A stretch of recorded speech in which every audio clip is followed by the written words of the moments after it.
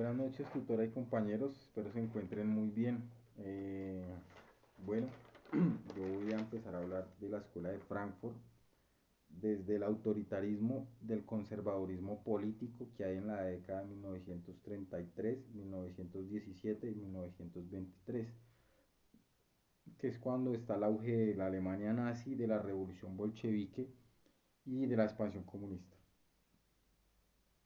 Bueno, ellos dicen que básicamente nacen o tienen en común esa problemática pues de pensamiento, de mala interpretación, por ejemplo, de los estudios del capital y de la sociedad, porque pues la capital y la sociedad, como lo decía Marx, como que van de la mano, ¿no? Y el estudio de la sociedad y las condiciones que ésta impone, básicamente. ¿Sí? Entonces, digamos, ahí dice que Horkheimer, que es como uno de los más importantes empíricamente hablando, habla de las consecuencias, ¿cierto? O sea, pues de las responsabilidades, de las consecuencias de lo que pasa, pues espiritualmente, políticamente, culturalmente, ¿sí? Por esa forma de pensar, ¿cierto? O sea, se contraponían a esa forma de pensar porque básicamente eran desplazados, o sea, se sentían desplazados y sentían que esas políticas de ellos estaban desplazando a todo el mundo por medio de la guerra, ¿sí? Hay una parte muy importante que, por ejemplo, hay que resaltar, es que los pioneros son Adorno, Horkheimer, Marcus, Benjamin, y uno de los principales fue Horkheimer, ¿sí? Tratan temas de Freud, tratan temas de hegelianas, o sea, filosofías de ellos, teorías de ellos, ¿sí?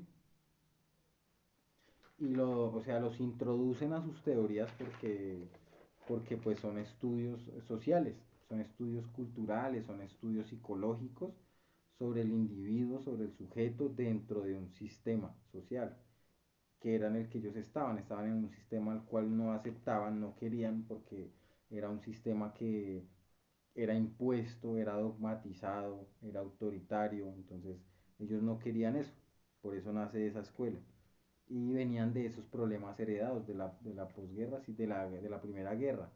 Entonces, ellos son los contemporáneos, o sea, estaban estudiando los clásicos, pero en ese tiempo se estaba malinterpretando lo que decían los clásicos, ¿sí? Y se estaban volviendo autoritaristas, entonces ellos estaban como en contra de eso y por eso empezaron a estudiar esa tesis, esas múltiples tesis entre todos. Eso es lo que yo comprendo. Bueno, ellos estudian entre sí, ¿cierto? Entonces ahí nace la escuela de Frankfurt y en el caso de Marcus, ¿cierto? Él estudia a Hegel. Estudia a Hegel desde la ontología heideggeriana. ¿Sí? Entonces, él, Marcus era metafísico heideggeriano, desde lo ontológico. Horkheimer buscaba una unidad histórica en tanto a las ciencias empíricas, o sea, más desde el empirismo, desde la experiencia empírica, desde los saberes, si se puede decir así. La unidad de historia de la psicología, de las ciencias humanas y la historia de la psicología, era lo que él estudiaba desde el empirismo, ¿sí? Y Adorno estudiaba la filosofía de la historia, o sea, como idea tenía la historia natural, o sea, hablaba bueno, hablaba de la naturaleza y la filosofía histórica de la naturaleza. Benjamín es otra persona muy importante, otro señor muy importante, que él dice que ya había hecho ese estudio, había realizado ese estudio sobre el barroco literario en 1932. Entonces, Horkheimer era multidisciplinario y abierto, sin embargo no incluía esa estética filosófica ni la ontología, sino que debía estar en sentido enfático orientado hacia el predominio de las ciencias empíricas. Entonces me parece muy interesante como él veía las cosas desde se ponía las botas para ir a mirar a ver qué era lo que pasaba empíricamente, o sea, desde la experiencia personal, desde lo que yo sé, cómo aprendo desde mi persona, ¿cierto? Eh, bueno, la primera escuela habla del vitalismo, que era el que dominaba como mentalidad, o sea, en medida era una respuesta filosófica a la crisis de la física newtoniana. En ese tiempo hablaba de lo de la caída del Kaiser, de Lenin, de Stalin, entonces como que había un apogeo por el poder, ¿sí? Por el dominio de poder. Estas estructuras o estos escritores exiliados se encuentran en común eso, como esa emergencia al nazismo y constituye como un punto de partida fundamental. Entonces, habla, por ejemplo, de el marxismo vulgar y economicista de la segunda internacional, ¿cierto? O sea, entonces ellos quieren, o sea, darle otra interpretación a ese marxismo porque ya sienten que se vuelve algo vulgar, o sea, como que es con los fines económicos y políticos de ellos y de dominio expansivo. Se habla de la subjetividad de la historia desde la pulsión de vida y la pulsión de muerte. Este término lo maneja mucho, por ejemplo, Freud, ¿sí? Y Weimar, sobre el fondo de las inquietudes intelectuales y las actitudes anímicas en este periodo, o sea, de lo que quería cada uno psicosocialmente para la gente y para uno mismo, porque finalmente es lo que uno quiere para uno, lo quiere para los demás con el tiempo. Un vitalismo filosófico que recoge el análisis de la naturaleza humana. ¿Sí? Entonces Jorge y Marcus hacían una resonancia psicoanalítica sobre esa naturaleza humana. Entonces, Freud hablaba desde el iluminismo también, no habla mucho, no profundiza mucho la guía, pero Adorno estudiaba mucho la filosofía de Freud también. ¿Sí? Jorge me recoge la problemática de la naturaleza humana, se enfoca desde el empirismo en la naturaleza humana. Entonces, bueno, yo creo que voy a enfocarme en el tema del problema, porque es como lo que cuenta ahorita, por ejemplo, lo que encuentro es que estas personas o estos autores teóricos eran exiliados.